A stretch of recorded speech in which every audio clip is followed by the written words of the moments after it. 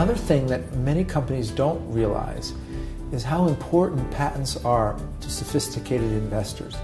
If you're looking for a seed round, oftentimes the investors aren't, either they're not sophisticated or they're not going to invest the funds necessary to do due diligence on your patent position.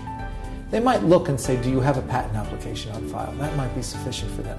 But when you get into more significant rounds of investment, and I'm talking numbers that are multiple millions of dollars, but oftentimes less than $10 million, investors will look deeply at your patent portfolio, and they will determine, based on your patent portfolio, oftentimes whether they're going to make the investment in the company.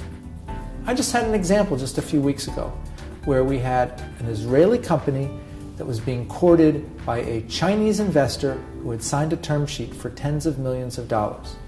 Very early on, the Chinese investor said, we love your technology and we want to make this investment in the company, but we are not going to do so unless we determine that your patents are sufficiently strong to block competitors. And for 8 weeks, this just concluded just a few weeks ago, but it started a few months ago. For 8 weeks, the Israeli company was dragged over the coals as the Chinese company looked at every patent and checked every patent before it made its decision to invest. Had the company known this before, they probably would have invested more in their patent portfolio. In the end, it worked out for them. But I've seen a number of companies where it hasn't worked out because there has not been a sufficient blocking position.